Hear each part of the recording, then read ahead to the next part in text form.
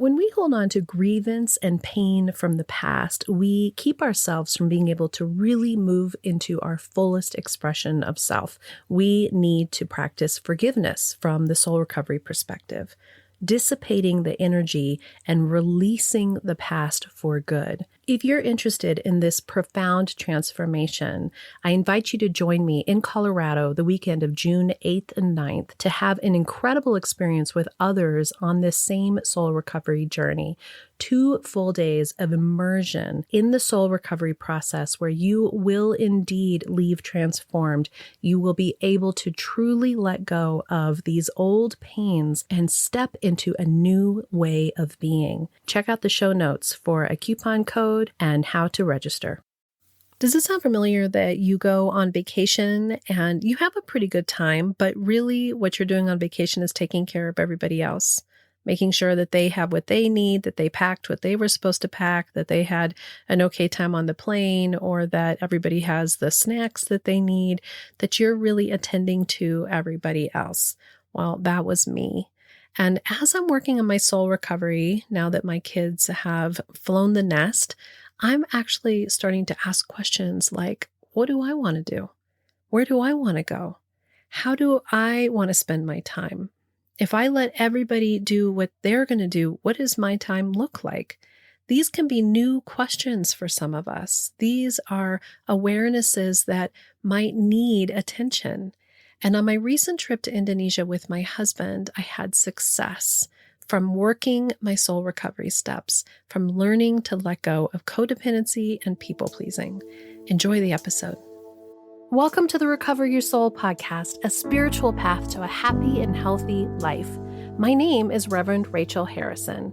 I started Recover Your Soul after having profound changes in my life from my recovery of alcoholism, codependency, and control addiction. I was guided to share the tools and principles of spirituality and soul recovery to help others transform their lives as mine was transformed. For us to overcome external circumstances, we need to turn the attention to ourselves, focusing on our inner change and healing. Positive results in our lives will follow. Welcome to Recover Your Soul. I'm Rev Rachel, and I thank you for coming and spending your time with me today. If you're new to the soul recovery journey, welcome to this amazing community. And if you've been here for a while, I am so grateful. This community means so much to me. And together, we're doing this work to recover our souls. This is a group effort. And I want to thank you for all the feedback and the emails and the responses and the comments and the reviews that let me know that this journey of us sharing together, of me sharing my story of healing with you resonates with you, that you hear yourself in my story, that you get hope and tools and practices and teachings, spiritual teachings on how you too can apply these principles in your life and have healing. Find peace even when there's chaos on the outside. Let go of people-pleasing. Stand more firmly and with more strength in your body and your skin and your being. We're here to learn how to let go of everything on the outside that we've been looking to fill us up, and to learn how to love ourselves and find strength within ourselves to live the life that is aligned for who we are here to be. We're here for our soul recovery journey. With that said, I am so excited because I want to share this experience with you of having been gone for the last month. For most of February, Rich and I were in Indonesia, and there is so much to talk about in the success of this work that I'm doing that made it so that it really was a fantastic trip. That it wasn't about expectations not being met. It wasn't about spending a whole bunch of money and then coming back and saying, oh my God, we fought the whole time, or I was so disappointed. You know, it was truly a testament to the work that I've been doing to allow myself just to be present with exactly what it was. And what it was had a lot of beautiful things involved with it. And it also had life. It had travel. It had situations. And with that, this work in learning how to let go of control and to recognize what's ours to hold just makes everything so much easier to walk through. So that's what I wanted to share with you today. If you're ready for soul recovery, as a spiritual coach, I can support your healing to help make real changes that will bring you a life of peace, happiness, connection, and abundance. You can also work in smaller groups by taking a deep dive in a Zoom workshop or with me in person at a retreat or an event. Join others on the soul recovery path once a month for the free Zoom support group or daily on the private Facebook page. Visit the website recoveryoursoul.net to book coaching sessions with me or find all the information you need about soul recovery, dates that are coming up, and how to register for those groups and workshops.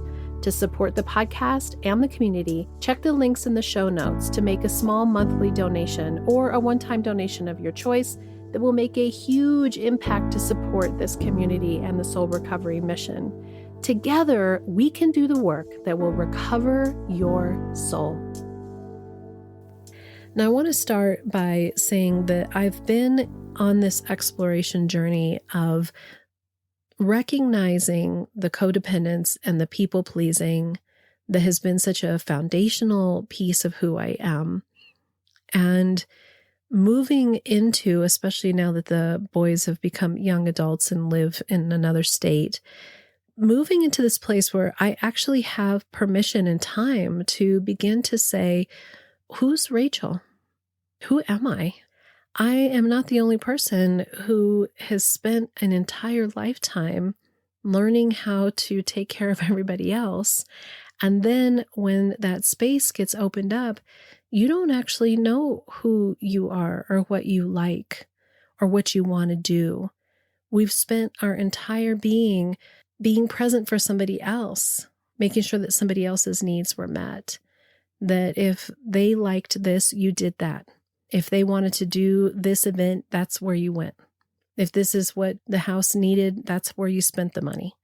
If you did something, that's what you did. It wasn't because you said, oh, this fills me up, or this is something I want to do. There wasn't even space to ask those questions. I didn't feel like I was being ignored. I didn't feel like I was losing what I wanted to do. It just wasn't even in the game. It wasn't even a question. Like, what does Rachel want to do? It was the family was the number one priority, and making sure that those boys had and did everything that we could give them and provide for them to do was absolutely our number one priority. And Rich is a kid at heart forever.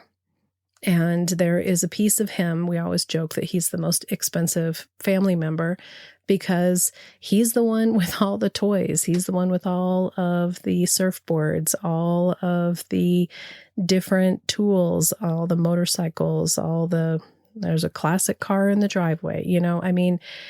He is also very versed in what he wants and how he wants his life to be. So I accommodated for that too. It wasn't really until I got out of that space and there was an opening and I came out of the fog that I had been in, an addict, that I started to realize part of my sadness and part of my my hole in my heart, my emptiness, was that I hadn't given myself permission to begin to wonder and really ask, what do I want? What do I need? What do I want to do?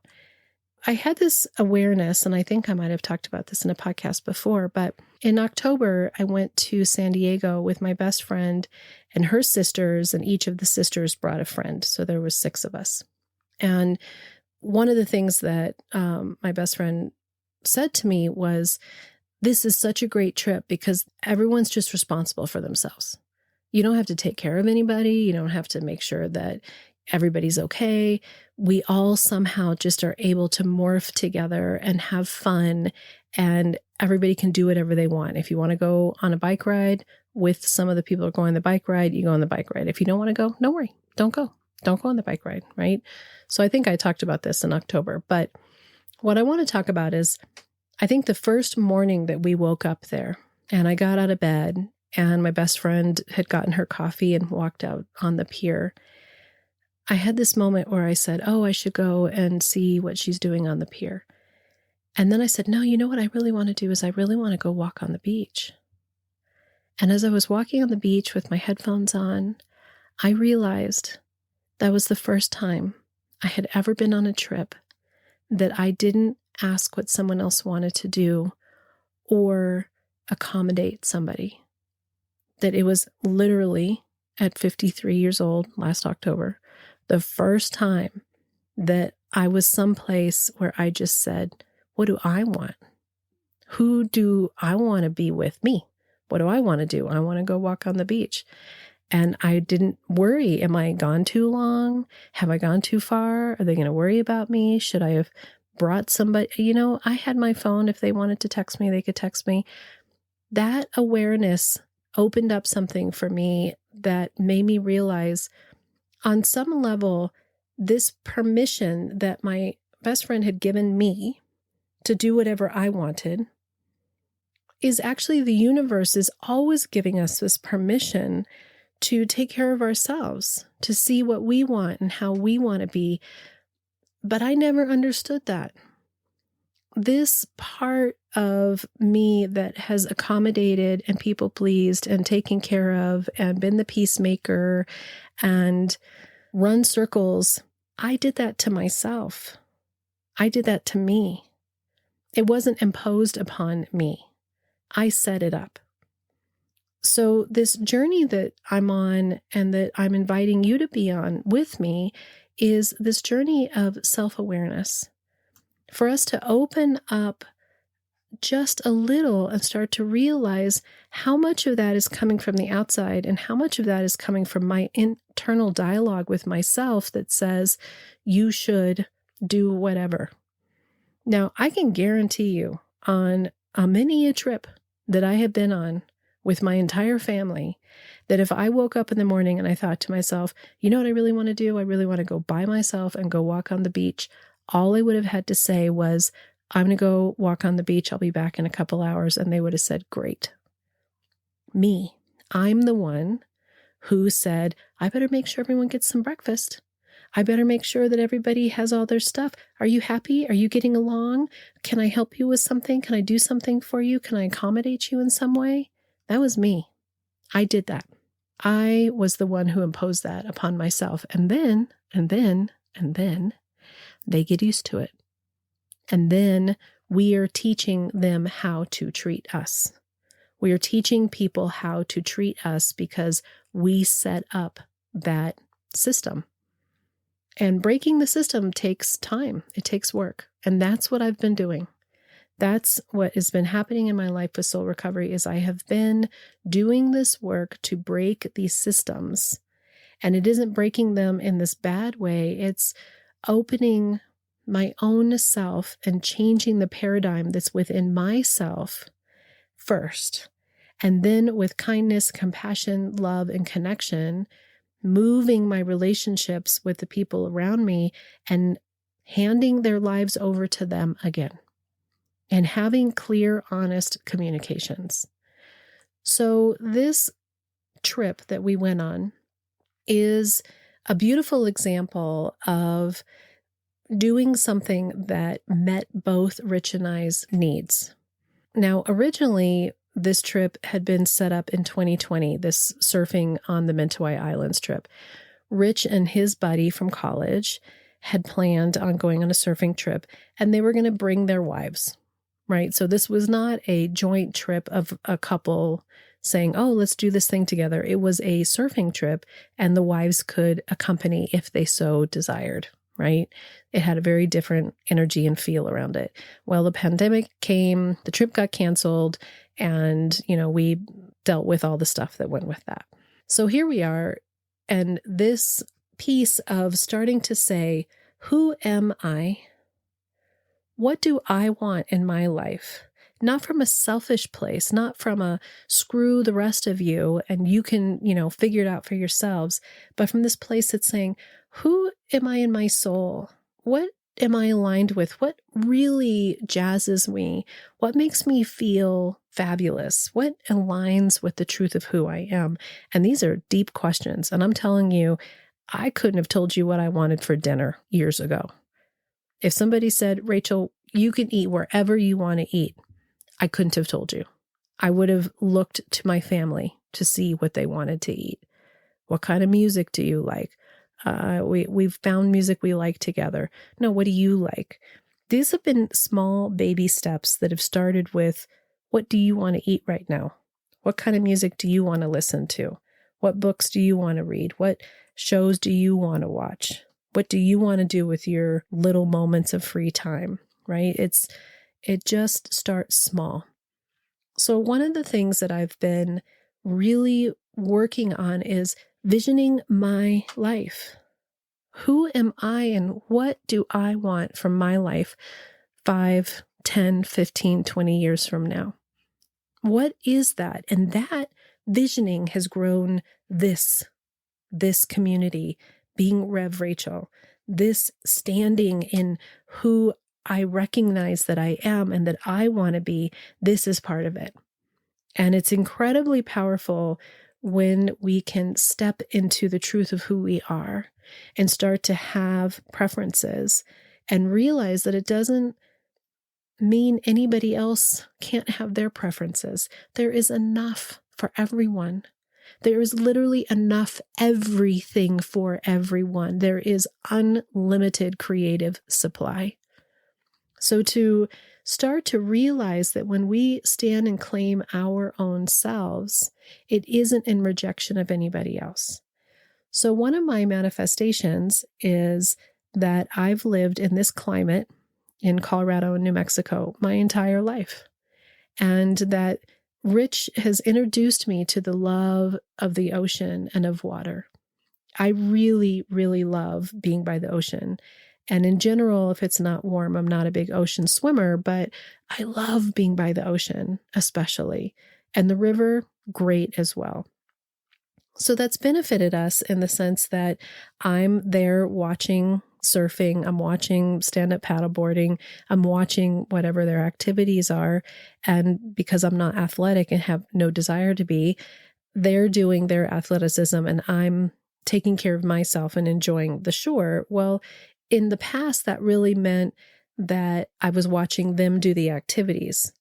And it was not really negative for me that I was watching the activities. And I feel like I had to watch the activities. But I didn't have enough connection to what I wanted to do that at that point that I could say, you go do your activity, you be in this race, you paddle, whatever it is you're going to paddle, you surf, you do, whatever you're going to do. I'll be back in 2 hours and I'm going to go sit upstream or down on the beach and do my own thing, right? So it's been these small baby steps to move into being in the same environment and not being caught up in taking care of them constantly. So here we are. I've been in the same climate my entire life, and I've made friends with winter. There was some winters 3 or 4 years back where I was pretty pissed at winter, but now I've realized it's going to be winter whether you pissed at it or not. So you may as well make peace with winter. For about 10 years, I've been manifesting this real awareness of the stream that your life is what you think and feel and believe it is. So you can indeed create an environment that is more aligned with who you are. And so my dream is that in the winter, January and February, sort of the heart of the winter, for part or all of that, I am someplace warm and wonderful and preferably by the ocean. This is my manifestation. This is my dream. So about 6 months ago, when Rich and I started manifesting this, where can we go that we can, my first idea, my first plan is that I can work remotely, that I can still run Recover Your Soul from wherever we are. And we thought about Hawaii and we thought about Mexico, we thought about California, and we started really looking at various things. And Rich came and said, the trip to the Mentawais is a bucket list for me. And when it got canceled, that was really, really sad for me. And I realized at 57 years old that if I don't go, on this surf trip, soon, I'm going to age out of the capacity to truly ride the waves in the means in which my heart and soul wants to. And so we looked at this, and what I loved is that we're in such a healthier place that we could look at this trip, and instead of me in the past accommodating, oh yeah, I'll be the wife that goes along and I'll watch you, right? It was looking at the resort. What do they have to offer? How can I be there with myself being fulfilled? And the realization was, it's going to be great. It's going to be perfect, that I can do what I love to do, which is to sit and meditate and read and write and do the things that fill me up. So we made this decision to do this trip together. And actually, it's kind of funny because then Rich came to me when we were pretty far along in planning the trip, and he said, oh my gosh, Rach, I just realized that it's our 30th wedding anniversary trip, and it's really important that we're together. And I want you to be really happy. And I'm going to be gone all the time off surfing, and you're going to be left alone. And I said, yeah, that's why this is going to be so perfect, because you're going to be off doing what you love, and it's going to give me space to do what I love. And I get to explore and be me. I get to do what I want to do.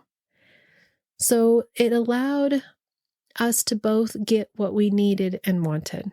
And as I move more out of the space of accommodating and taking care of, this trip was another great example of being in a healthier space with that.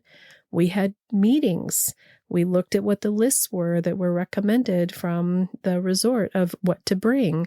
We took turns figuring out who was going to buy or figure out or take care of these things to make sure we had everything that we needed. And I didn't pack his suitcase for him. I don't know how many pairs of shorts he brought and what he did outside of making sure that he had enough surf equipment. I didn't pay attention to any of that stuff. I packed my bag. I took care of my stuff. And then we had the joint stuff that we had agreed upon. And that felt really good. It felt like I could feel the success of soul recovery because it wasn't hard. It wasn't like I was gritting my teeth, not looking at what he was packing. It was truly just trusting and allowing that he is a grown man. He's 57 years old. And if he doesn't bring enough something, it will be okay. He will survive. I don't have to take care of him like that. As we prepare and we get ready for the trip, and it was a lot of work to get ready for the trip. Being gone for 3 weeks and getting everything ready beforehand was pretty intense. What I'm grateful for is that I was able to completely step into this zone when it was time to drive to the airport. And I stepped into this trip as the human being that I am and who I am becoming. And I got in the car with the human being that Rich is in this moment and who he was going to show up as the trip with. And what I really recognize that is part of the success of what happened for us is that I didn't also pack a bag that had all of our past crap and all the times that didn't go well and all the ways that in the past, man, we've been together for 32 years. So let me tell you, there has been a lot of experiences. And if I had chosen to pack my bag and bring all of that with me, to drag along with me and to have as part of the journey, we would have not had the kind of vacation that we had. It would not have gone off the way that it did. I got in the car with who he is today, not having even expectations of what that was going to be. And the beautiful thing is, because I can show up in that way, it gives him space to be who he's going to be. And he was giddy and excited, and he has all these little voices that he uses to have these different personalities of all these exciting things. And we were making little videos, and I loved this lightness that was within him, this sort of young, cheerful, sweet, attentive human being.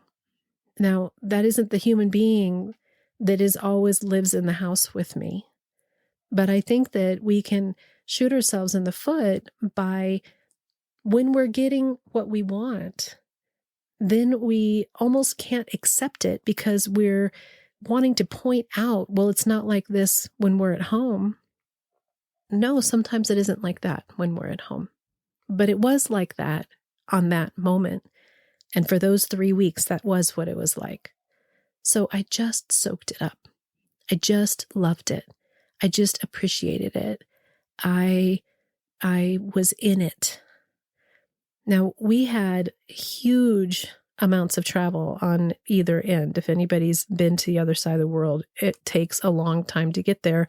However, it's almost nothing compared to what it was 100 years ago, right? So even 50 years ago, we had multiple flights, 2 flights that were 8 and 10 hours apiece. There were connections. There was getting the surfboard in Jakarta back on an airplane and all the stuff that came with it.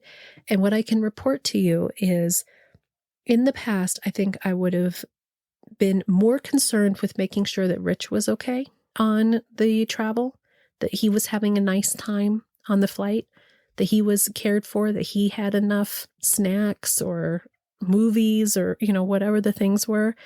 And I didn't pay attention to any of those things. I sat next to my husband and let him be wherever he was at. For me to be present in my body, and this practice that I've been doing of meditating and learning to be right here, right now, meant that I wasn't wondering how long the flight's going to be. I just was. It became timeless and open. And I looked out the window, I think for 8 hours straight, at these amazing clouds with this going forward in time. It never became sunset, but it was like a sunset for 8 hours. I took a bazillion pictures of what I look back now, and the pictures don't even begin to show how beautiful it was. I was setting myself up to just be present. And so that allowed us, when we got to Padang and we got to this lovely 4-star hotel, which you go to a third world country and for $55 a night, you get to stay in a 4-star hotel with an amazing buffet breakfast and be treated like a queen and a king in this gorgeous setting. And it's a very real world there. It's a very different world. And we had these first 3 days where we had tour guides that took us in various places around the city and outside of the city for the first couple days. And it was just this adventure that we were having together. And it was really beautiful to really see the value of the soul recovery work that has allowed me to let go of so much control, so much desire to try to figure everything out, to be in charge. I had no idea what we were going to do, no idea how we were going to get there, no idea what was happening. I just said yes, and I just walked with whatever the process was. I just was. And I allowed it to be whatever was coming and to just enjoy every moment and not wonder what was going to happen the next hour and not wonder if Rich was okay, but just to be there. So then after a 7 hours, it was like 7 or 8 hours of boat rides to get to the island where we were at this beautiful resort in the Mentawai Islands called Macaroni's Resort. And when we showed up there, it was an opportunity to continue to practice this, because as soon as we got there, surfing was Rich's number one priority, right? And he has an addictive mind. I'm happy to report that he didn't drink on this trip, first of all, which I was going to be incredibly surprised if he didn't drink. So I am incredibly surprised. He did not drink on this trip. We had one conversation prior to going to the island, I think at the hotel, and I just said, "Hey, how are you feeling about all this? What's your thoughts?" I didn't give him permission or tell him not to. I just was curious, and he said he was not feeling a pull to drink, and that was his plan, and he lived up to his plan for the best that I know. for the best of the I know. Again, not going to hold on to it. But he does have an addictive personality. So surfing and some sports, a lot of sports, can allow that addictive personality to take over. But it wasn't horrendous. It just was, right? So his attention was now on what he went there to do, which is surfing. And instead of me worrying about whether he was getting good waves or what it was for him or being overly involved in his experience, I listened, I watched the videos and the photos that they would have every night. I experienced it with him, but I went and had my trip. I went and did what I wanted to do. I practiced what I had that experience on the beach in San Diego, and I got to really, for 2 weeks, immerse myself in this concept that what was it that I would like to do at this moment, regardless of whether he's out on the surfboat or not. What did I want to do? So I woke up in the morning. I went down and got my cup of coffee. I came back up. They had a nice deck where you could look out over the ocean. I put on my headphones. I meditated. I journaled. I went down for breakfast. Maybe he was done surfing, maybe he wasn't. I had massages. They had massages at Indonesian rates, which was amazing. I had like 8 of them. I went and walked the beaches. At one point, I wanted to spend more time down by the beach, and I asked them if they had a beach chair, and they said they didn't, but they had a beanbag chair. So they brought me this beanbag chair that was my chair for 2 weeks. And I found this beautiful place underneath these palms. And I had this routine of going and reading and having my music and journaling and bringing my computer and working on the book and coming up with the concepts for upcoming workshops and for courses. And I just, for the first time, I would say in my adult life, I really got to just do and be what I wanted to do and be. And the second week, when the waves went down, I discovered snorkeling. And so sometimes Rich would come out snorkeling with me because there was less waves. And sometimes the waves would be up and I would go out snorkeling by myself. Oh my God. The concept of me going out and snorkeling by myself is nothing that I would have done before because I didn't know that about myself yet. I hadn't had those experiences to claim that part of me that wanted to go snorkeling. And if there was not Rich to do it with me, I went and did it by myself. I was being watched over by the boatmen. I was perfectly safe and fine. Rich had an extraordinary surf experience, which included some disappointment.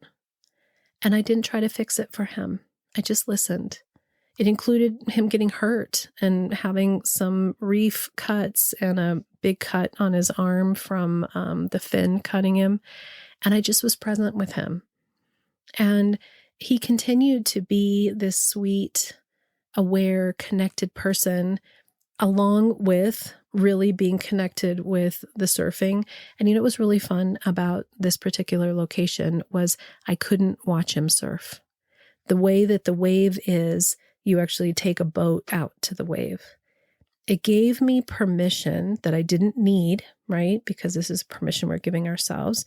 But it gave me permission to not have to feel like I should watch him. So I didn't watch him. I let him have his experience, and then we would come back and connect. And I'm so grateful because when you align with your true self, with connection with spirit, when you are in a place where you feel your wholeness and you're able to start to recognize the places where you can be out of balance and you're adjusting to them yourself, life eases up a little bit, right? Like he really was having some existential crises over his being 57 and not being able to surf to the level. He is just there where he can surf very well, but not like he wished that he could. There are people there who surf all the time, surf instructors, people who work there who were amazing, right? Like it didn't matter what kind of wave they had. They were amazing. And comparison is the thief of joy. Comparison will take everything that is beautiful and wonderful and make you feel like crap. And he had some of those experiences of having to work through that and look at that for himself. But the new soul recovered Rachel can just see that this is part of his process. Not placate him. Oh, honey, but you're so great. And you're going to. No, I didn't discount or pretend. I just let him be. I just witnessed it with him. Through that, there was a deeper connection between us.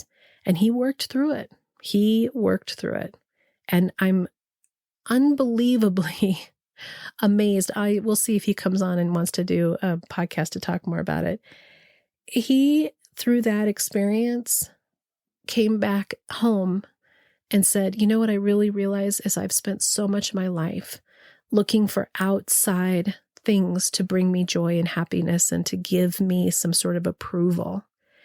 And I, on some level, was wanting to do that with this trip. And I am even more aware of the need to have happiness and fulfillment from within. Wow, right? Like that is my awareness, but that's not an awareness that I could give him. I'm sure I've said it. I'm sure he's heard me say it. He's listened to the podcast. He's come to me speaking at churches. He heard it and felt it for the first time for himself in a way that it is going to move his journey for him. Now, the Rich that was sweet is still here. He's still here. But the one that was like super lighthearted and easygoing and nothing, like was really getting to him except for the waves, he's back in real life. And we came back from this beautiful trip and there's some real life stuff going on. Bills got to be paid. When you have two self-employed people who go on vacation, you not only spend the money on the vacation, but you don't make money while you're gone. So there's some stress. But in this new soul recovery place, we're dealing with it better. I'm dealing with it better. I'm allowing it to be as it is and not getting overwhelmed and wanting it to stay in this ideal, beautiful place that we got to experience for 3 weeks. I'm going to savor and love that. And most importantly, I'm going to continue to work on asking the question, what does Rachel want? What does Rachel enjoy? How can I take those principles and apply them even more deeply in my everyday life, in my work life, in my friend's life? How can I really, really savor this truth about being fully embraced in who I am, not in a selfish way, but in a way that embraces the truth of who I am without needing to people please or be codependent. Because the truth is, when I'm in that place, all the relationships work better anyway. So doesn't it benefit everyone for us to be in our whole selves? Absolutely, it does. So if you need help with any of this, if any of this resonates with you, if you would like to work on the 9 steps of soul recovery in a single session to just talk about something that's up or to work the steps, go to the website, book a coaching session. I am here for you. I'm also offering retreats this year. Going to do 3 retreats this year and have courses coming up, and we're going to be doing more Zoom workshops. We're doing this together. We're learning how to truly embrace the truth of who we are and let go of control, being okay even when others aren't okay, and taking our power back, inner peace and love and joy, a spiritual path to a happy, healthy life. Soul recovery, love it. Until next time, namaste. Thank you for listening to the Recover Your Soul podcast. And if you loved what you heard here, every Friday we have a bonus episode, and you can access this by becoming a subscriber through Apple Podcasts for only $3.99 a month, or become a Patreon member. And on this platform, you can choose $5, $15, or $25 a month to show what you want to support the show with. On both of these subscriber platforms is an entire catalog of back episodes intended to inspire and support you on your soul recovery journey. I really want to invite everybody to attend the free once a month, every first Monday of the month support group. This is on Zoom. Everyone is welcome to attend. And by giving a like or a review, and sharing this with your friends and family really helps us to share the soul recovery message with even more people. We are on social media. We are on all the platforms. I am on TikTok. You can listen to guided meditations by Rev Rachel Harrison on Insight Timer. Thank you for supporting the show. Thank you for being part of the community. To find out more about soul recovery and everything that's being offered, visit the website www.recoveryoursoul.net. Together, we can do the work that will recover your soul. The Recover Your Soul podcast and its content is for educational purposes only and is not allied or representative of any organizations or religions. It's based on the opinions and experience of Reverend Rachel Harrison. Recover Your Soul claims no responsibility to any persons or entity for any liability, loss, damage, or cause alleged to be caused directly or indirectly as a result of its use. Applications or interpretations of the information represented herein. Take what you need and leave the rest.